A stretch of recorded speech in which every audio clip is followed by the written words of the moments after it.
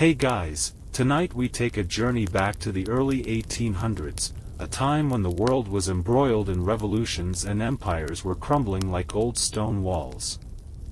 Imagine you're standing in a small town square in Dolores, Mexico, on September 16, 1810. The air is thick with tension, the smell of sweat and earth mixing with the clamor of the crowd. You hear the clanging of church bells as Father Miguel Hidalgo, an unlikely hero, steps onto a pulpit. With a fiery voice, he declares a call to arms, a cry that will echo through the next decade, changing the course of history forever. You might feel a shiver run down your spine as Hidalgo's impassioned Grito de Dolores rings out. This moment is where it all begins, the Mexican War of Independence. You probably won't survive this, but hang on. The odds are stacked against these early revolutionaries. They're poorly armed, poorly organized, and they're taking on a well-established colonial power, the Spanish Empire. But something about Hidalgo's words captures the hearts and imaginations of the masses. The fight for independence won't be an easy one, but it's one that will ignite the flames of rebellion across Mexico. Thousands, primarily indigenous peasants and mestizos, rise up at his call, inspired by the dream of a better life, one free from Spanish rule. Before you get comfortable, take a moment to like the video and subscribe, but only if you genuinely enjoy what I do here. Also, feel free to drop a comment with where you're from and what time it is over there, curious to see how far we're reaching tonight. Now, dim the lights, maybe turn on a fan for that soft background hum, and let's ease into tonight's journey together. So, here you are, standing at the very beginning of a war that will last for more than a decade. The Revolutionary Army Hidalgo leads doesn't start off with much, but it does have passion. Their goal is clear: Mexico must break free from Spanish rule. Hidalgo, a well-educated priest, may have been an unlikely revolutionary leader, but his vision was infectious. He wasn't just talking about liberty, he was talking about land, justice, and a new life for Mexico's oppressed people. This, in itself, was radical. The Spanish crown had dominated Mexico for centuries, exploiting its resources and people, especially the indigenous population. Hidalgo's call for rebellion was not just about freeing Mexico from the crown, it was about liberating its people from a life of poverty and exploitation. At the heart of his rebellion were the thousands of indigenous farmers, laborers, and peasants who had long suffered under the Spanish yoke. These weren't soldiers, they were ordinary people who had been ground down by centuries of colonial oppression. Hidalgo's words struck a chord with them. He didn't just rally for a theoretical independence, he offered the tangible hope of a new life, one where they could own land, live freely, and stop paying exorbitant taxes to Spanish officials. But this wasn't just some simple uprising. The Grito de Dolores wasn't just a cry for help, it was a declaration of war. Hidalgo's forces quickly grew, and the first major battle was soon underway. The crowd of angry villagers, farmers, and even some soldiers, armed with little more than farming tools and the odd musket, marched toward the Spanish-held cities. What started in Dolores quickly spread like wildfire, with more and more towns joining the fight. But as the revolution took off, it wasn't without obstacles. As Hidalgo's army advanced, they began to face tough opposition. The Spanish military, with its more professional forces, wasn't going to go down without a fight. The revolutionaries were clearly the underdogs, and the odds of victory seemed slim. Now, this is where the story gets a little more complicated. Hidalgo's army wasn't some well-oiled machine of battle-tested fighters. They were a ragtag group with little to no experience in war. In fact, many of them had probably never even held a weapon before, let alone fought a battle. This lack of preparation would be their undoing in the early days of the war. They had the passion, sure, but when it came to strategy and battle tactics, they were in over their heads. But let's not get too ahead of ourselves. After the initial enthusiasm of the Grito de Dolores, Hidalgo's revolutionaries began to feel the harsh reality of what they were up against. Soldiers who had once been farmers or priests, now turned fighters, quickly realized how ill-prepared they were. As they moved toward the larger Spanish-held cities like Guanajuato, they encountered a series of violent skirmishes and confrontations with Spanish forces. The Spanish Empire, for all its flaws, had a well-organized army and the resources to crush a rebellion. Despite the lack of military training, Hidalgo's army was driven by a sense of righteousness and desperation. This kind of motivation, however, only goes so far in battle. As they advanced toward Guanajuato, they faced a key challenge: the fortified city. This battle would become a symbol of both the potential and the vulnerability of the insurgents. They may have fought valiantly, but the lack of coordination and proper weapons led to significant casualties. The rebels' victory would come at a tremendous cost, and it would set the stage for the roller coaster ride that this war would become. So, what did Hidalgo and his followers learn in these first skirmishes? They learned that a revolution isn't just about being right, it's about being ready. It's about having strategy, weapons, and experienced leaders who know how to fight a war. The early days of this revolution, full of hope and promise, would soon come face to face with the harsh realities of warfare. But Hidalgo wasn't just some idealistic priest. He was a man who understood that this fight wasn't just about winning battles, it was about winning the hearts of his people. And though his army would struggle in the coming months, his legacy would live on in the hearts of Mexicans who dreamed of a country free from colonial domination. The struggle doesn't end after Hidalgo's initial rallying cry. In fact, after the euphoria of his early successes, the revolutionaries quickly find themselves stumbling through the early years, faced with grim realities on all sides. Imagine walking through the sweltering, dust-choked streets of a small Mexican town, following a group of ragtag insurgents, sweaty, dirty, and tired, with a look of grim determination. The road to independence is proving to be much harder than anyone anticipated. The first problem? Leadership. After Hidalgo's successes and the subsequent bloody battle at Guanajuato, things started to unravel. By early 1811, the Spanish army had regrouped and begun pushing back harder, using both military force and political maneuvering. Hidalgo, who had been charismatic and forceful, faced an army that lacked strong commanders. Many of the leaders of the revolutionary movement, while passionate, didn't have the experience needed to strategize or deal with the complexities of war. Without Hidalgo's guidance, morale began to wane. His lack of military experience became glaringly apparent. As the revolutionaries moved forward, they began to clash not only with the Spanish forces but also with internal divisions. You've probably heard the term, herding cats. Well, that's what organizing this revolution must have felt like. The diverse groups that had joined Hidalgo's rebellion, peasants, indigenous peoples, mestizos, often had conflicting priorities. The indigenous peasants, for example, were eager for land reform and greater social justice, while others, like the mestizo elite, wanted more political power but were hesitant about radical changes. These rifts created cracks in the unity of the revolutionaries, and without a cohesive strategy, the fight became even more difficult. By 1811, Hidalgo's leadership had fallen apart.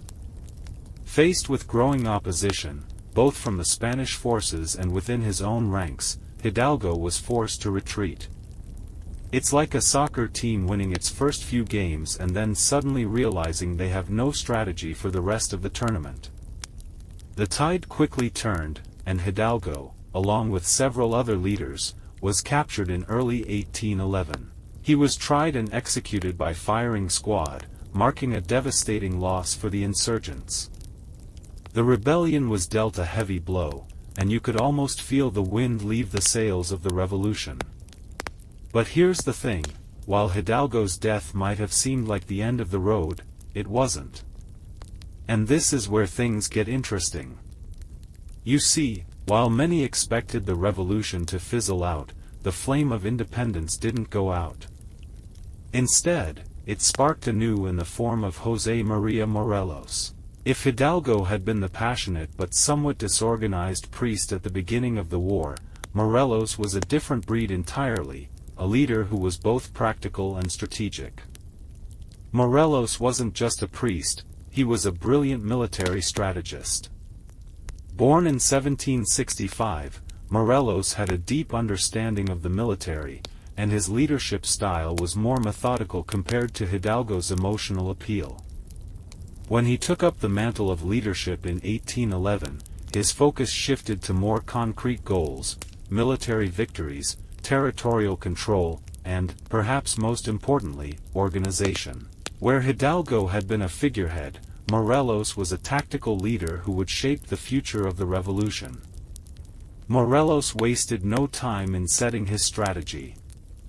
He was methodical, focused, and knew that the road ahead was long. He reorganized the forces into a more disciplined army, consolidating his power in the southern region of Mexico. The first thing he did? He began taking key strategic cities in the south, building a solid base of operations. And he wasn't alone in his efforts, he had a small, loyal band of revolutionaries that supported him. But Morelos faced a significant challenge. The Spanish Empire wasn't about to give up easily. Spain, still reeling from Napoleon's occupation and the changes back home, wasn't in a great position. But they still had a solid foothold in Mexico, and their forces were determined to put down the rebellion. Morelos found himself in a tough spot, taking on a larger, more well-resourced enemy. To make matters even more complicated, Morelos faced fierce opposition not only from the Spanish but also from internal political divisions. While Morelos was determined to establish a republic based on ideals of liberty and equality, some of the upper classes were wary of losing their privilege. The old system of landowners and elite privilege had its supporters, even within the revolutionary ranks. And then there's the question of international support. The revolutionaries were aware that they were fighting a massive empire, and many realized that to win, they would need allies. In fact, there were early talks of possible support from the United States and even revolutionary Spain, but it was unclear whether such alliances would materialize or just be a pipe dream. You know how some people talk big at the start of a project, only to fizzle out when things get hard? That's pretty much what happened with foreign support for the insurgents. They were stuck with what they had, determination and a ragtag army. But Morelos had the courage and the smarts to keep pushing forward. His strategy wasn't about rushing into battle. It was about strategic victories, taking key cities, and slowly breaking down Spanish power. This kind of tactical approach might have seemed slow, but it was far more effective than relying on the passion of the moment, as Hidalgo had done. Morelos, like a careful chess player, began to wear down the Spanish forces, retaking territory and rallying more of the population to his cause. However, for all his military acumen, Morelos also faced a dilemma that would haunt him throughout his leadership. The war wasn't just about fighting a foreign empire, it was about keeping a fractured nation together. The internal divisions among the revolutionaries, the political infighting, and the lack of a coherent vision for post-independence Mexico were all threats to the success of the movement. Morelos would need to walk a fine line, keeping his forces united while also facing the overwhelming power of the Spanish military. It's clear that even in these early days, the war for Mexico's independence was no simple matter. With its series of victories and losses, betrayals, and shifting alliances, the fight for freedom wasn't a straightforward march to glory. It was a tough, drawn-out struggle, but one that would forge a new, independent Mexico. As Morelos presses on with his campaign, the revolution takes on new life. Picture yourself stepping into the dusty streets of a town now under the sway of the insurgent forces. There's a palpable shift in the air. You can hear the whispers of villagers who have now placed their faith in Morelos' leadership, even as the Spanish forces tighten their grip on the larger cities. The streets hum with the possibility of change, but there's also an undercurrent of anxiety, as the insurgents know that their enemy is powerful, well-supplied, and relentless. Morelos is not just some idealist with a cause, he's a revolutionary with a plan. From the start, he's determined to consolidate power, and unlike Hidalgo, who had relied on a more spontaneous approach to rebellion, Morelos is focused on military precision. His first big move is to push deeper into southern Mexico, where the Spanish hold is weaker. He wins important victories, retaking towns that had once been loyal to the crown, and creating strongholds from which he can launch future attacks. This new focus on military success shifts the direction of the war, putting it on a path of disciplined strategy rather than passionate mob uprising. You might think the tide is finally turning, that Morelos is about to take control of the war and push the Spanish out of Mexico for good. But remember, wars are rarely so straightforward. The insurgents may have gained ground in the south, but the Spanish forces are not sitting idly by. They've regrouped, calling for reinforcements from Spain, and have a far larger and more experienced military.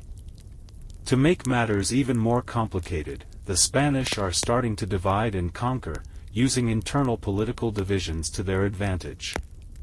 Some royalists in Mexico see an opportunity to either crush the revolution or make deals with the rebels to secure their own power once the dust settles. This back and forth between insurgents and loyalists becomes a defining feature of the war. The struggle is as much political as it is military, with both sides looking for ways to secure alliances that might tip the scales in their favor. The royalists, while loyal to the Spanish crown, are not a united front. You can almost picture the royalist generals sitting in their comfortable, dimly lit war rooms, making decisions that affect the lives of thousands. While some remain staunchly loyal to Spain, others begin to waver, realizing that the Spanish Empire is stretched thin, embroiled in conflicts elsewhere, and may not have the resources to keep a tight grip on Mexico for much longer. And while Morelos is focused on military victories, it becomes clear that the true key to winning independence lies not just in the conquest of territory, but in the hearts and minds of the people. Morelos makes it a point to appeal to both the peasant class and the emerging mestizo middle class, promising them a future that doesn't just involve freedom from Spanish rule, but also political and social reforms. He's not only fighting for independence, he's fighting for a new kind of society. He writes a revolutionary document, the Sentimientos de la Nación, where he lays out the vision for the future of Mexico, a republic based on ideals of equality, justice, and liberty. But even as his ideas gain traction with his followers, he's simultaneously alienating the Spanish loyalists and the more conservative elements within the Mexican elite. It's clear that Morelos has become more than just a military leader. He's starting to shape the vision for what Mexico will be after independence, a vision that's increasingly at odds with the existing political structure. However, for all of Morelos' strategic brilliance, it's important to remember that he's fighting a multi-front war, not just against the Spanish, but also against the growing political divisions within his own ranks. In early 1815, the Spanish Empire, weary but determined, sends reinforcements to Mexico.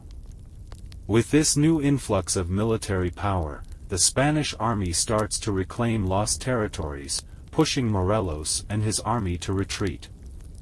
Morelos' campaign, which had begun with so much promise, begins to stall.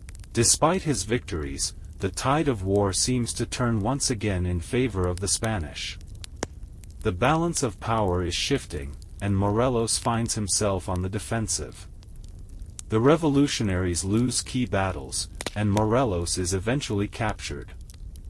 As the news of his capture spreads, it's as though the spirit of the rebellion is temporarily crushed. The man who had been the face of the revolution, its most skilled and visionary leader, is gone. But the loss of Morelos doesn't mean the loss of the revolution. Morelos may have been the heart of the movement, but the rebellion had already taken root in the people. Even in his absence, the revolutionaries continue to fight on, with new leaders beginning to emerge. The road to independence remains fraught with difficulty, but it's not a path without hope. Morelos' death is not the end, rather, it marks a new chapter in the war. This, you can't forget, the dream of independence didn't die with him. Instead, it became a stubborn flame, flickering but always there. His capture and subsequent execution in December 1815 are brutal, yet they serve as a symbol of the resilience and determination of the insurgents. You can almost feel the sadness in the air as the people of Mexico, who had followed Morelos with such hope, now must find the strength to keep fighting without him. His death is a tragic moment, but it becomes a rallying cry for the continuation of the struggle. The revolution enters a new phase after Morelos' death, marked by even more internal conflict and shifting allegiances. But one thing is certain, Morelos' vision for Mexico as a republic based on justice, equality, and liberty, though temporarily halted, has become an unstoppable force. And though the road ahead is long, the dream of independence will continue to burn brightly, no matter the cost. The death of José María Morelos in 1815, while a devastating blow to the insurgent forces, doesn't extinguish the revolution's flame. The fight for Mexican independence doesn't end with the fall of one leader, rather, it continues to evolve, taking on new forms as the years stretch onward. By now, the revolution has been going on for nearly half a decade, and the stakes have grown even higher. The insurgents' numbers may have dwindled, but their resolve is still strong. And though the Spanish Empire seems as though it might be on the cusp of victory, the political dynamics in both Europe and the Americas are shifting in ways that will soon have a profound impact on Mexico's struggle for independence. Imagine yourself in a darkened room in a humble Mexican town, sitting next to insurgents as they whisper the news of Morelos' capture and execution. Their faces are grim, but there's still something in their eyes, a fire, a stubborn hope, that refuses to be extinguished. Even though their most capable military leader is gone, the insurgency has already taken root in the hearts of the people. Morelos' vision for an independent, Republican Mexico still lives on, even as the reality of war turns ever bleaker. At this point, the political situation in Europe is beginning to impact the outcome of the Mexican War of Independence. The Napoleonic Wars, which have been sweeping through Europe for years, are starting to influence events in Mexico. You might not realize it, but the revolution in Mexico is caught in a kind of geopolitical tug-of-war. The Spanish crown, though struggling against the might of Napoleon's armies, still retains control over much of its empire, including Mexico. But Spain's weakened state offers an opportunity to the revolutionaries. It's like a game of musical chairs. When the music stops, Mexico wants to be one of the nations ready to claim its own seat. During this period, one of the more complex factors influencing the Mexican Revolution is the political climate back in Spain. In 1808, Napoleon's invasion of Spain and the abdication of the Spanish King Ferdinand VII opened a rift in the Spanish Empire. With the Spanish crown in disarray, many of Spain's colonies, Mexico included, were left to grapple with the question of whether to remain loyal to the Spanish throne or to take matters into their own hands. This was the perfect storm for rebellion. As the Spanish monarchy fractured, calls for independence in Spanish colonies grew louder. Mexico, with its history of resentment towards Spanish rule, was no exception. While the revolutionaries in Mexico had already fought a bloody and difficult war against the Spanish, the shifting balance of power in Spain led to new opportunities for them. The Spanish, weakened and distracted by Napoleon's conquests, began to find it increasingly difficult to suppress uprisings in their colonies. There was no clear successor to the Spanish throne, and this uncertainty had a ripple effect. The question of who would rule over Mexico after independence began to take center stage. At the same time, the United States, having gained its independence from Britain just a few decades earlier, was beginning to look at its southern neighbor with more interest. The idea of supporting Mexican independence had already been whispered among some American leaders, although formal support had not yet materialized. Mexico's independence seemed like it might be just around the corner, but the question of how that independence would look, what kind of government would replace Spanish rule, remained unresolved. In the midst of this uncertainty, a new figure rises to prominence, Agustin de Iturbide. You might not have heard of him, but his role in Mexico's eventual independence is nothing short of pivotal. Originally a loyalist to the Spanish crown, Iturbide switches sides and begins to work with the insurgents to bring the revolution to a close. You might be thinking, wait a minute, how can someone who fought against the revolution suddenly decide to join it? Well, Iturbide's story is complex. After years of fighting for the Spanish, he realizes that the war is unwinnable for the crown, and that his future lies in a different direction. He has a certain understanding of how to navigate Mexico's political landscape, and this gives him an edge in a rapidly changing situation. In 1820, Iturbide begins to negotiate with the insurgent leaders, proposing a plan to end the war. It's a move that shocks many. It's almost like a player switching teams mid-game. But Iturbide's pragmatic approach comes at a crucial time. After years of bloody fighting, both sides are exhausted, and the Spanish Empire is no longer in a position to maintain its grip on Mexico. There's a sense that the conflict has reached its breaking point. Iturbide's proposals, known as the Plan of Iguala, promise a new direction for Mexico, one that includes both independence and unity among various factions. His plan offers the possibility of a constitutional monarchy, where Mexico would be independent but still retain certain ties to Spain. The key elements of the plan were the preservation of the Catholic faith as Mexico's state religion, equality for all Mexicans, and the guarantee of independence. This move by Iturbide marks a significant turning point in the war. While the insurgents had long fought for independence and reform, the plan proposed by Iturbide brings them to the bargaining table. Even though the revolutionaries had been fighting for years, it's now that the concept of peace becomes tangible. Iturbide's Plan of Iguala is met with mixed feelings. Some revolutionaries embrace it, while others are wary. After all, the idea of a monarchy, even a constitutional one, might seem at odds with the republic they had envisioned. Still, it's a deal that's hard to ignore.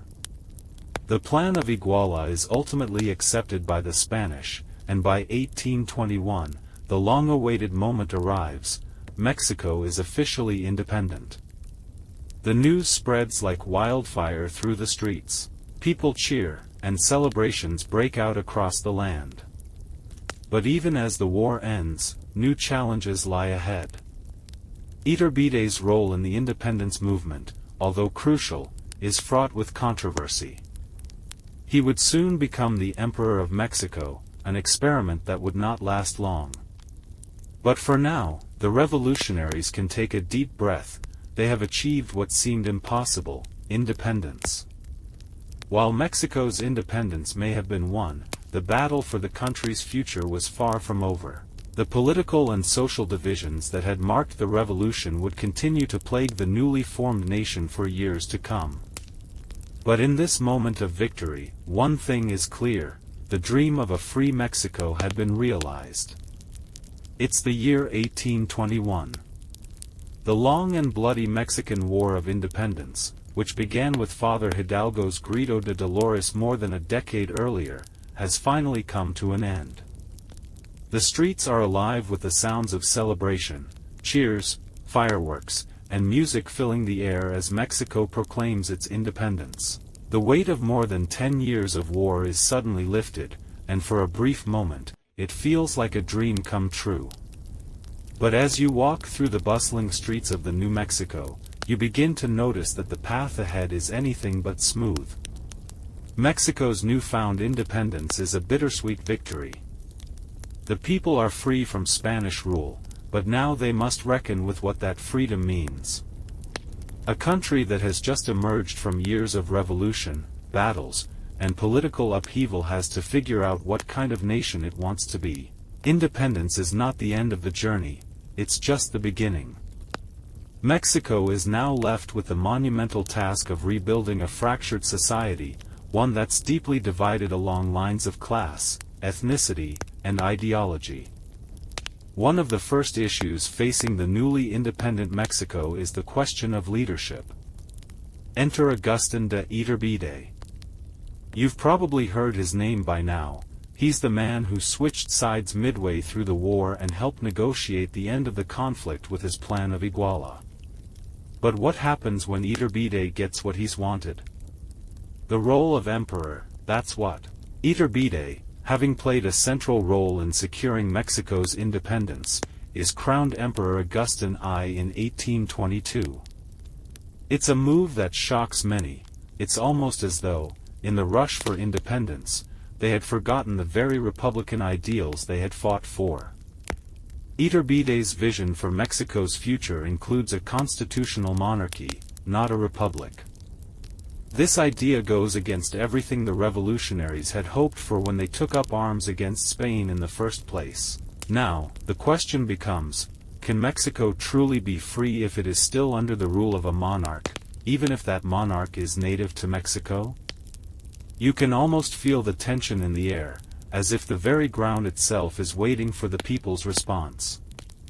It's hard to imagine a monarchy being welcomed by those who had fought so fiercely for independence.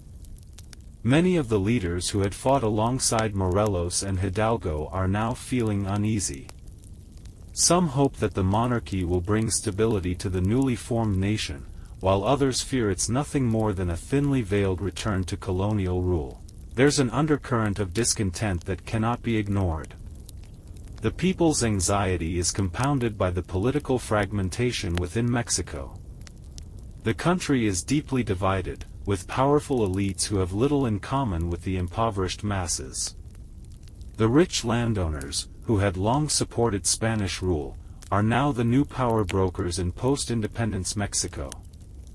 They're not interested in radical change, they want to keep their privileges intact. On the other side, there are the poor, the indigenous peoples, and the mestizos, who are hoping that the new republic will deliver the promised reforms, land redistribution, social justice, and equality. But it's not just the social divide that Mexico has to grapple with. There's also the matter of the country's economy, which has been ravaged by years of war. The destruction of infrastructure, loss of resources, and the absence of a cohesive economic policy mean that the country faces a daunting challenge in rebuilding.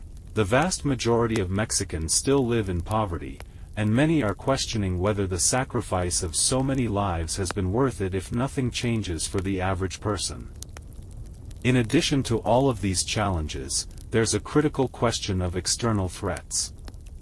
While Mexico is free from Spain, its security is far from guaranteed. The United States, having successfully fought for its own independence just a few decades earlier, is beginning to eye Mexico's territory, and there's a very real concern that the United States might try to expand its borders southward. After all, the young U.S. nation had already begun to assert its dominance over the Americas, and Mexico, with its new and fragile independence, seems like an easy target. The political uncertainty in Mexico only fuels the fire of these external pressures. And then there's the issue of the Spanish itself. Though the country has relinquished its claim on Mexico, Spain is not entirely finished with the situation. In fact, for years after Mexico's independence, Spain still holds hope that the colonies might someday be restored to the empire. Spain, weakened by the Napoleonic Wars, tries to rebuild its strength and influence in the Americas. Though Mexico is now free, it faces a complex and volatile geopolitical situation, which will shape the nation's future. You'd think that after so much bloodshed, peace would feel like a clear, refreshing breath of air. But instead, peace in Mexico after independence is more like a temporary ceasefire. The struggles that once defined the revolution, class inequality, land distribution, and political power, are still unresolved. The old regime may be gone, but the issues that fueled the revolution are far from over. In fact, as Mexico navigates this new chapter, it's clear that independence hasn't solved all the problems. It's only made them more complicated. The year 1823 arrives, and things take an even more dramatic turn. Iturbide, who had so recently crowned himself emperor, is forced to abdicate after facing widespread opposition from both the elites and the people. His short-lived reign ends, and the question of Mexico's political future is once again up in the air. This moment marks the beginning of a new phase in Mexico's fight to define itself as a nation. The country is now moving toward the idea of a republic, but the road to a true republic is long and rocky. There are still many forces at play: foreign influences, internal divisions, and the question of who will hold the reins of power. While independence has been achieved, Mexico's future remains uncertain, and the dream of a stable, fair, and democratic nation is still just that, a dream. The Mexican War of Independence may have come to a close, but the challenges of nation building, economic recovery, and political reform have only just begun. Mexico's new freedom will be tested in the years to come, and the answers to the questions of land, governance, and identity will shape the future of this young, fragile nation. The dust may have settled from the bloody battles of independence, but the true test for Mexico begins after the ink has dried on the Plan of Iguala and the country formally declares its independence. In the immediate aftermath of the revolution, there's a palpable sense of relief. After years of fighting, the insurgents have finally secured a victory. Spain's influence is officially over, and the war, at least for now, has ended. But that doesn't mean that Mexico is now free of its struggles. In fact, the real battle has only just begun. You're standing in the heart of Mexico City in the summer of 1823. The excitement of independence still lingers in the air, but as you look around, you can sense a certain unease. The streets are filled with people, but the crowds don't feel unified. There's a deep tension in the air, a sense that the nation, despite its newfound freedom, is fragile. There's no clear path forward, no one blueprint for how to create a stable, functioning state out of the ruins of Spanish colonialism. This is a moment of great uncertainty. The political fractures that were simmering throughout the war come to the surface in the years following independence. The question on everyone's mind is simple, yet profound: what should the new Mexican government look like? Should Mexico have a monarchy, as Iturbide had briefly envisioned, or should it be a republic? The Plan of Iguala, the deal that ended the war, had promised a constitutional monarchy with Iturbide as emperor, but the reality of such a system quickly proved unworkable. Iturbide's short reign ends in 1823, when a combination of opposition from both conservative elites and revolutionary factions forces him to abdicate. His removal leaves Mexico once again at a crossroads. Without a clear answer to the question of leadership, the nation begins to search for a new direction.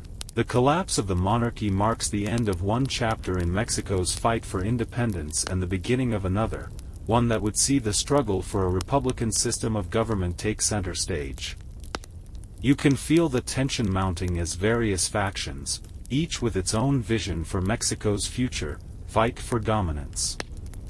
The conservative elites, who had once supported Iturbide's monarchy, want a government that protects their privileges and the existing social order.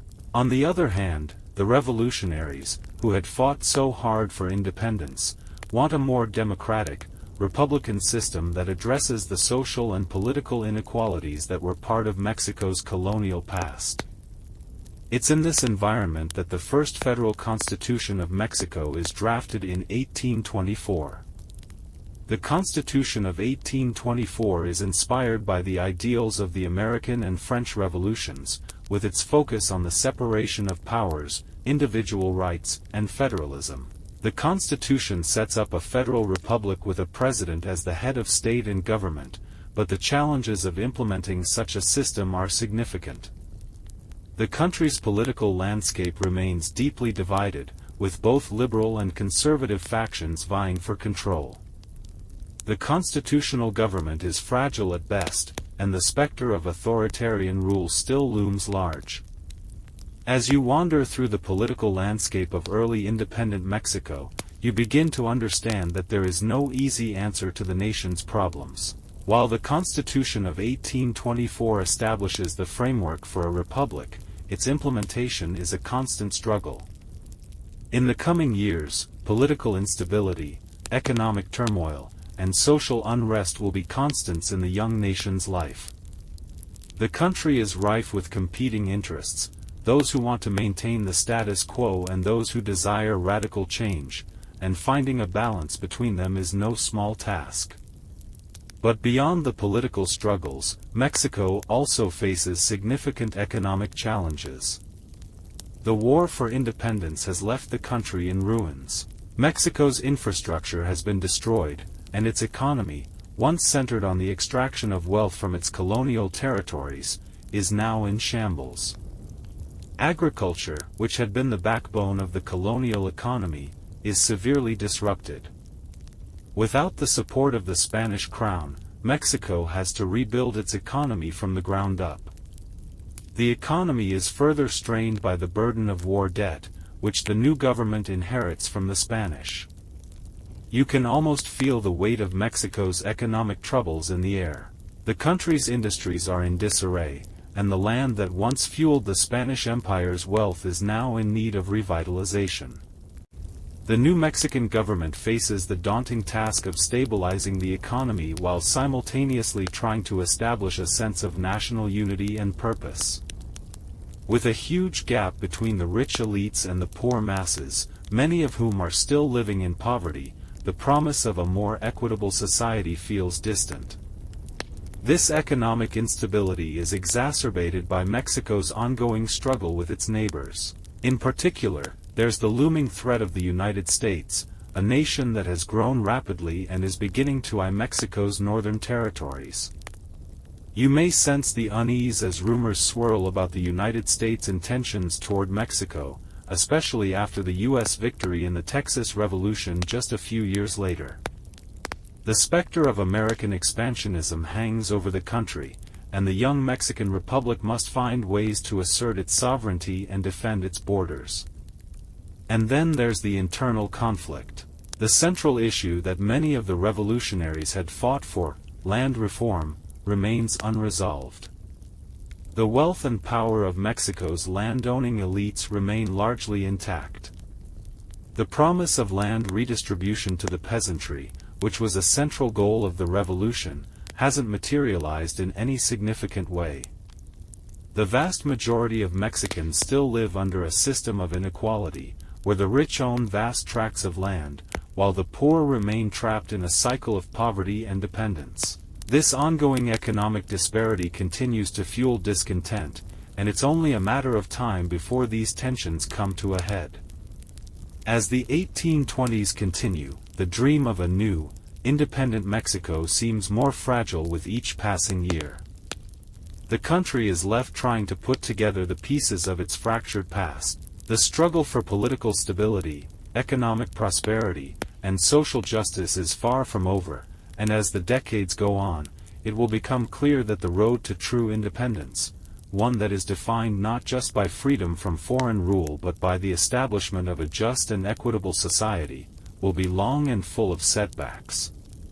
For now, Mexico remains a nation in the making, one that will need to continue to fight for its identity, its future, and its place in the world. By the time you find yourself looking across the landscape of post-independence Mexico in the late 1820s, the enthusiasm and hope that once surrounded the Declaration of Independence have long since faded. As you walk through the streets of the country's newly established capital, Mexico City, the weight of the political and social fractures that have emerged is palpable. There's no longer the jubilant, wide-eyed energy that once filled the air after the Grito de Dolores, but rather an uneasy tension that seems to simmer just below the surface. The dust has settled, but the true nature of the revolution's legacy is beginning to show. The struggle for independence was not just a fight against Spain, it was, at its core, a battle to define what Mexico was going to be. Would it be a republic, a monarchy, or something else entirely? Would the revolutionary ideals of liberty, equality, and fraternity give way to a system of governance that would uplift the poor, indigenous peoples, and mestizos, or would it merely result in a new class of elites, largely untouched by the suffering that had marked the revolution? The promise of land reform, which had been one of the cornerstones of the insurgency, has yet to be realized. The elites who had once supported the Spanish crown have managed to maintain their power, and the feudal-like system of land ownership remains largely intact. You can feel the frustration and bitterness among the poor, particularly the indigenous populations, who had been promised land and equality but now find themselves still shackled by the same economic systems that had existed under colonial rule. For them, independence hasn't meant freedom, it's simply been a change of the faces in charge. This disconnect between the goals of the revolution and the reality of post-independence Mexico leads to political instability, which, in turn, deepens the country's woes. The young republic struggles to find a steady political system. It's like a ship caught in an endless storm, unsure of which way to steer. The first decade of independence is marked by frequent changes in leadership, most notably, the constant back and forth between the more conservative factions and the more liberal forces. Conservatives, who seek to maintain the old colonial structures of power, and liberals, who want to institute sweeping reforms, especially in terms of land and social justice, clash repeatedly. One key figure in this political upheaval is Vicente Guerrero. Guerrero, an indigenous leader and revolutionary hero, has become a symbol of the insurgent struggle. After years of fighting, he emerges as a political force, and in 1829, he briefly becomes president of Mexico. Guerrero's rise is symbolic of the potential for a new kind of government, one that could, perhaps, be more in line with the revolutionary ideals of equality and justice. But his presidency is short-lived. Guerrero's populist policies, which include attempts at land reform, face stiff resistance from conservative elites, who fear the loss of their wealth and power. Within a year, Guerrero is overthrown by a military coup, and the country finds itself, once again, in the hands of conservatives. It's a devastating blow to the hopes of those who had believed that Mexico could become a republic that would benefit the common people. As you observe the political landscape in this time of chaos, it becomes clear that the ideals of the revolution are far from being realized. Political leaders come and go with alarming frequency. A sense of instability permeates every corner of Mexican society. Military coups become a common way of changing governments, and political alliances shift constantly. The question of whether Mexico will become a true republic or fall into some form of authoritarianism lingers over every decision. The central question is whether or not the people can truly be free when the political system is so fractured, and the elites so entrenched. One of the greatest challenges faced by post-independence Mexico is its inability to create a unified national identity. The divisions between Mexico's various social classes, its ethnic groups, and its regions are vast. The elites, made up of wealthy landowners and political figures, are largely disconnected from the poor, indigenous, and mestizo populations who still form the majority of the country. The cultural and economic gaps between these groups are huge, and creating a cohesive national identity seems an insurmountable task. How do you reconcile the desires of the elites for order and stability with the aspirations of the masses for land, justice, and equality? As if these internal divisions weren't enough, Mexico also faces the looming external threat of the United States. The U.S., which has been rapidly expanding westward, begins to eye Mexico's northern territories. Tensions rise over the fate of Texas, which declares its independence from Mexico in 1836. The specter of further U.S. expansion, coupled with the bitterness of Mexico's own internal struggles, forces the country to consider its position in the world. The idea of maintaining a strong, independent Mexico, capable of standing up to the U.S., begins to dominate political discourse. And yet, Mexico remains divided. The inability to unite politically and socially leaves the country vulnerable to both internal collapse and external threats. Amidst this chaos, another leader rises, Antonio López de Santa Anna.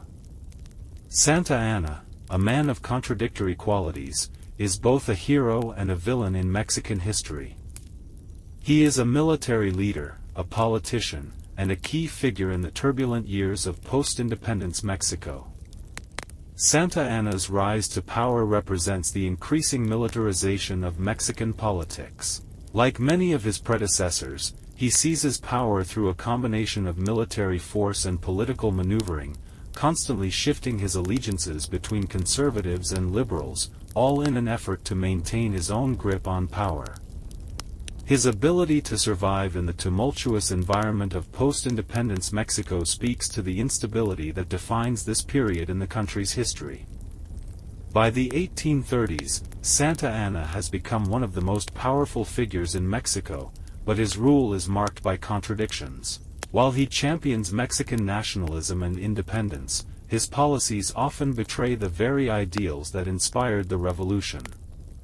His regime is characterized by authoritarianism, political repression, and military dominance. Santa Anna's political opportunism creates more division within Mexico, and his actions lead to one of the most significant losses in Mexican history, the loss of Texas to the United States in 1836. As you stand in this early period of Mexico's existence, you feel the deep sense of conflict and uncertainty. The promises of the revolution, land reform, social justice, a fairer society, have yet to materialize. The elites remain in power, the poor remain oppressed, and the political system is so unstable that it's unclear whether Mexico can truly survive as a unified nation.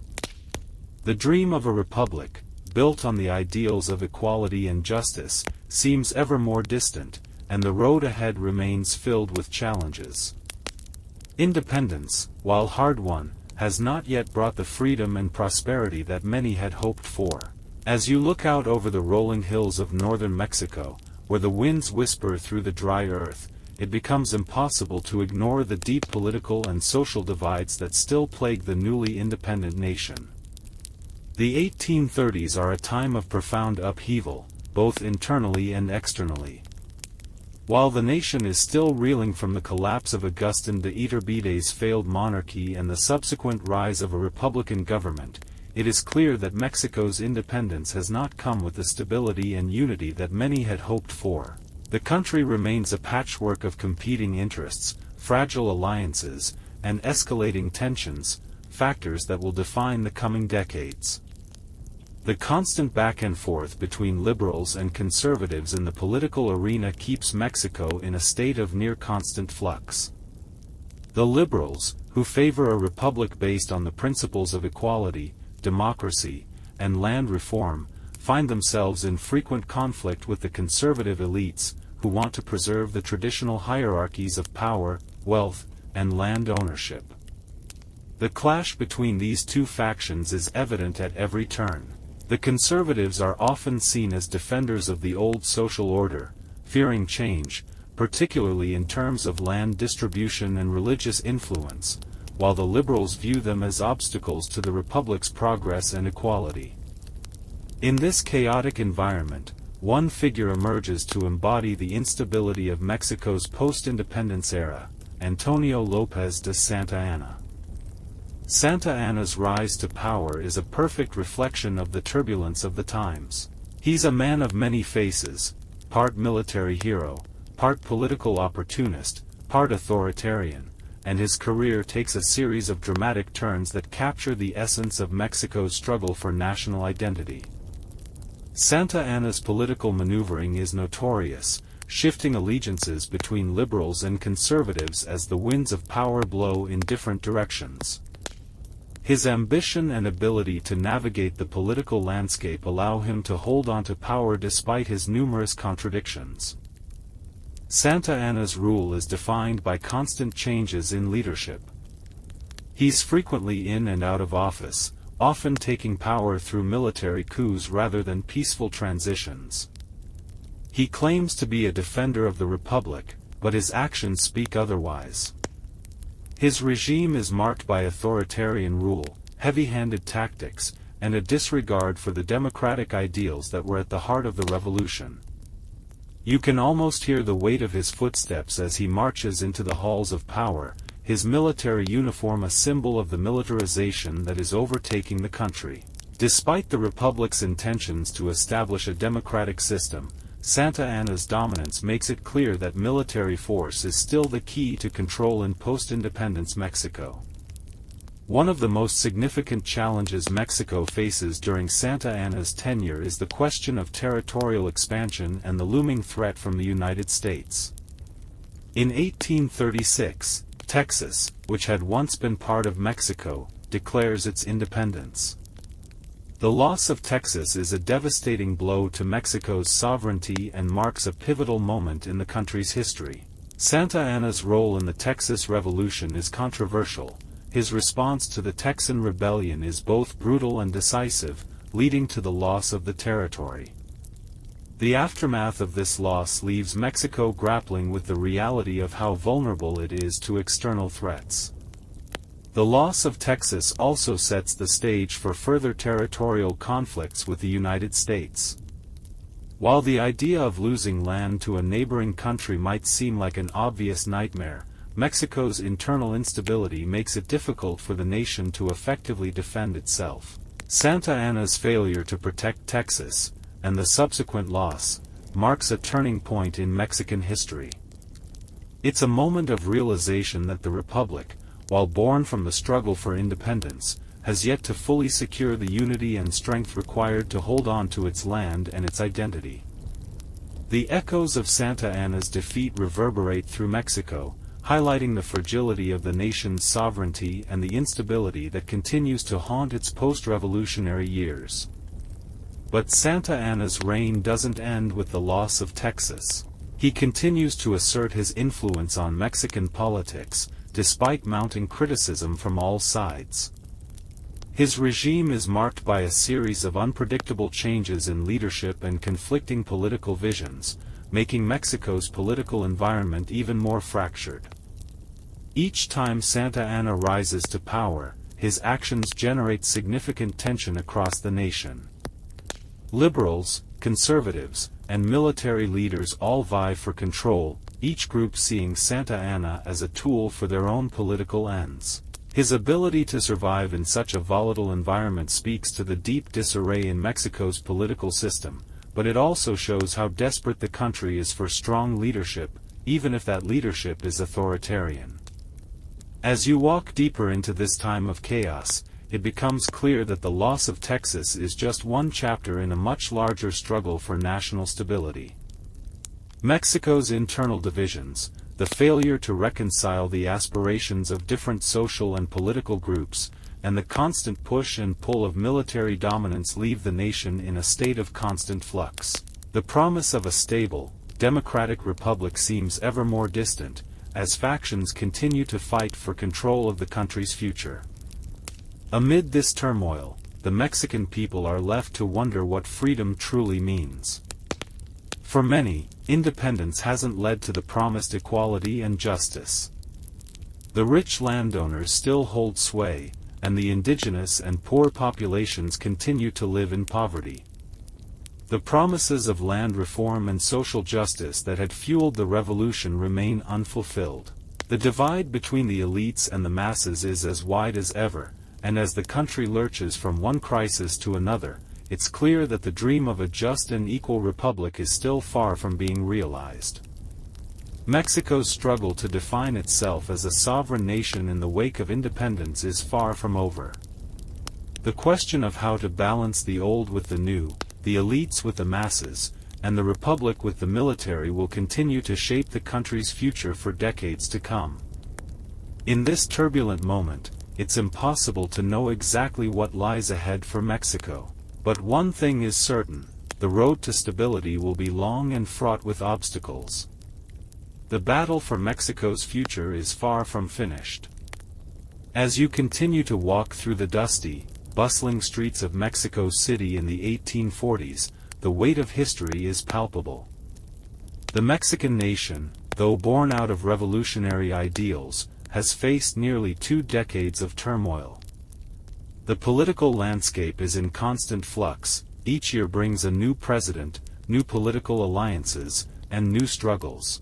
The country is divided by its very foundation, those who want a republic based on the principles of equality, liberty, and justice, and those who wish to maintain the old structures of power. There's a sense of exhaustion, almost like a weary traveler who has been lost for too long, unsure of which way to turn. The legacy of Santa Anna, who has risen to power and fallen from grace multiple times, is still felt throughout Mexico. He represents the instability of the young republic, a man who symbolizes both the potential for greatness and the deep flaws in the system. The constant power struggles between liberals and conservatives, military leaders and civilian politicians, continue to plague Mexico as it stumbles through its early years of independence. By the mid-1840s, however, a new threat looms on the horizon: the United States. The early years of Mexico's independence were marked by internal strife, but now, Mexico's very survival as a nation is at risk. The United States, having expanded westward, begins to cast its eyes toward the vast, unclaimed territories in the West, including Texas. The loss of Texas to the United States in 1836 is a painful reminder of Mexico's vulnerability, but even more troubling is the growing presence of American settlers and the United States' apparent desire to annex more land from Mexico. It's in this atmosphere of anxiety and uncertainty that Mexico faces its greatest external threat, the Mexican-American War, which begins in 1846. You can almost feel the tension in the air as Mexican soldiers, having been badly weakened by internal divisions and military coups, now find themselves on the front lines of a war they are not prepared for. The United States, eager to expand its territory, has its sights set on California, New Mexico, and other northern territories that Mexico controls. The question isn't whether the United States will take those territories, it's how long Mexico can hold on before being forced to concede. The Mexican-American War is a devastating blow to the young nation. The war, which will last for nearly 2 years, will result in massive losses for Mexico. Despite some valiant efforts by Mexican forces, the United States, with its better trained and better equipped military, quickly overpowers them. The war culminates in the Treaty of Guadalupe Hidalgo in 1848, in which Mexico is forced to cede vast swaths of territory to the United States, including present-day California, Arizona, New Mexico, and parts of several other southwestern states. This loss of land is catastrophic for Mexico. The vast territories that were once part of its northern frontier are now gone. The loss is more than just territorial, it's a blow to the very identity of Mexico as a nation. The war with the United States highlights just how vulnerable the young republic is. The dream of a united, sovereign Mexico seems increasingly distant as external and internal forces continue to chip away at its stability. In the aftermath of the war, the political and social fractures in Mexico deepen. The country is now forced to confront the devastating consequences of the war, the loss of territory, the weakening of the national government, and the increased pressure from both foreign powers and internal dissent. The Treaty of Guadalupe Hidalgo, though ending the war, brings no real peace. Instead, it highlights Mexico's position as a weakened nation caught between powerful external forces and a fractured internal political system. The land that Mexico ceded to the United States becomes a symbol of lost sovereignty and national pride. For many Mexicans, the war and its aftermath are a reminder of the deep flaws in the country's political structure. The elites continue to hold on to power, while the poor and marginalized remain disenfranchised. The promises of the revolution, land reform, social justice, and a fairer society, remain largely unfulfilled. The nation's wounds, both internal and external, are deep, and the future remains uncertain. You can feel the weight of history in the air as Mexico attempts to move forward. The country must now reconcile its revolutionary ideals with the harsh reality of its political and economic situation. It must also come to terms with the loss of territory and the challenge of rebuilding a nation that has been deeply scarred by war. The dream of a republic, built on the ideals of equality and liberty, is still far from being realized, and the country's future remains in doubt. As the 1850s dawn, Mexico's path is still unclear. The country is battered by years of war, political instability, and foreign intervention. But amid the uncertainty, one thing is certain: the struggles of the past will shape the nation's future. Mexico, though wounded, has proven resilient. It has faced war, political upheaval, and territorial loss, and yet it stands, still searching for its true identity. The road ahead will not be easy, but the story of Mexico's fight for independence and sovereignty is far from over. As the 1850s unfold, you can almost feel the weight of history pressing down on Mexico. The country is scarred, exhausted by the years of warfare, both internal and external. The promise of independence, which had once sparked a flame of hope, now feels more like an elusive dream, always just out of reach. The revolutionary ideals that once motivated millions to rise up against Spanish rule seem increasingly irrelevant as Mexico struggles to maintain its identity in the wake of such profound losses. The loss of vast territories to the United States, combined with the ongoing political instability, continues to fracture the nation. Yet, in the midst of all this chaos, a new force begins to rise, a force that will reshape Mexico's future and define the country's course for decades to come: Benito Juárez. Born in 1806 into a poor indigenous family in Oaxaca, Juárez rises to become one of Mexico's most revered leaders. His humble origins and his later legal and political career make him a symbol of hope for the marginalized people of Mexico, those who had suffered most under Spanish colonialism and the new post-independence elite. Juárez's rise to power is remarkable not just because of his background, but because of the values he represents. A committed liberal, Juárez is a staunch defender of the principles of republicanism, separation of church and state, and land reform. As you walk through the streets of Mexico City in the late 1850s, you can sense the winds of change stirring. After decades of political chaos, Mexico is now moving toward a crucial moment of transformation. In 1857, Juárez's liberal allies managed to pass the Constitution of 1857, a document that lays the groundwork for a modern, democratic republic. The Constitution emphasizes individual rights, civil liberties, and the redistribution of land. For many, this constitution represents the culmination of the ideals that sparked the revolution for independence decades earlier. However, the passage of the Constitution of 1857 is met with fierce resistance from the conservatives, who have long held power and privileges in Mexico. They see the new constitution as a direct attack on their wealth and influence. The fight between liberals and conservatives intensifies, and it quickly erupts into full-scale civil war, the Reform War, 1857 to 1861. The country is once again plunged into conflict, but this time, the stakes are even higher.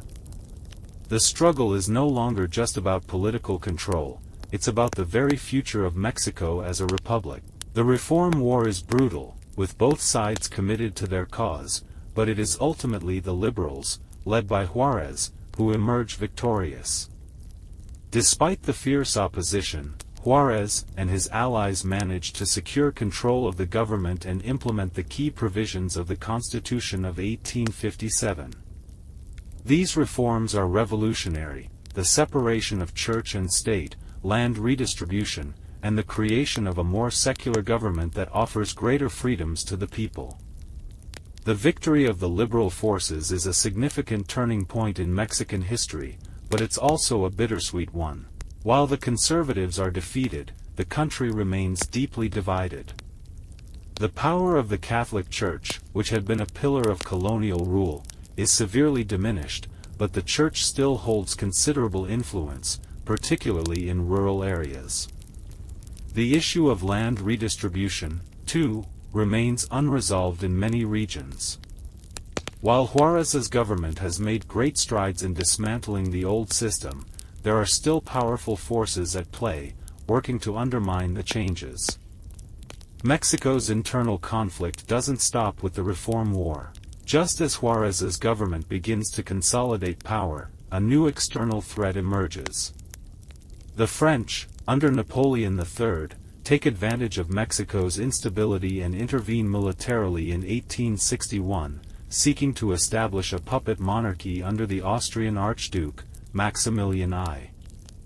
The French intervention, known as the Second French Intervention, is a direct challenge to Mexican sovereignty.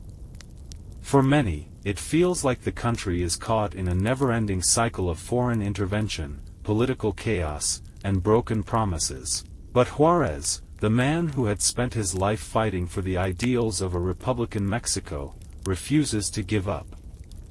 As you watch him lead the charge against the French forces, it's clear that his determination is unmatched. Despite overwhelming odds, Juarez's forces, bolstered by the support of the Mexican people, are able to repel the French and defeat Maximilian. The victory at the Battle of Puebla on May 5, 1862, is a symbolic moment in Mexican history, one that has since been celebrated annually as Cinco de Mayo.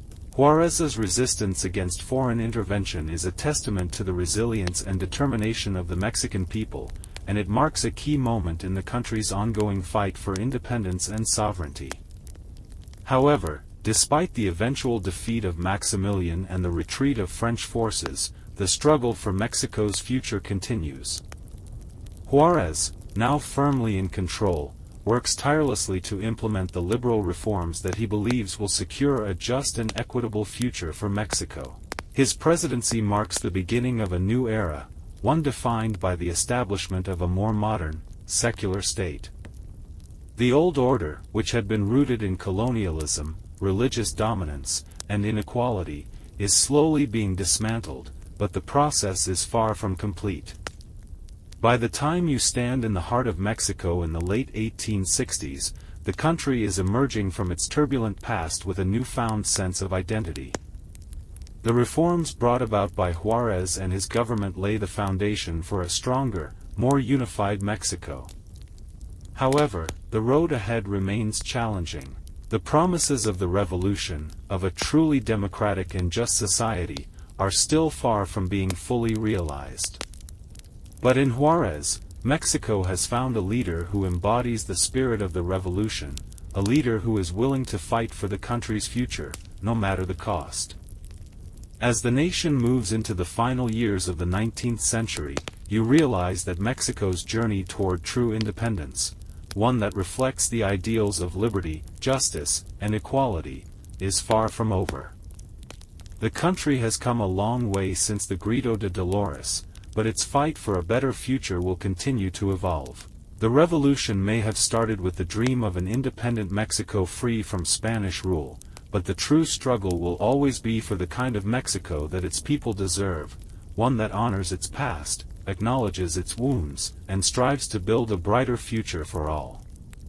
Now, as you lie back, let the images of Mexico's struggle fade away like the last whispers of a long and winding story. Picture yourself in a quiet place, where the tumultuous winds of history have calmed, and the echoes of the past are now mere whispers. The journey toward freedom and independence, with all its hardships and triumphs, has led to the creation of a nation unlike any other, a resilient, proud Mexico. Take a deep breath, letting the weight of centuries of struggle rest gently on your shoulders, and imagine the streets of modern-day Mexico, vibrant and full of life, where the dreams of the past have been woven into the fabric of the present. Let the stories of Hidalgo, Morelos, Juarez, and all the countless others who fought for this land fade into the night, knowing their sacrifices were not in vain. The road to freedom is never straight, but Mexico's journey continues, like the quiet hum of a distant wind, steady and strong. End of script. Sweet dreams.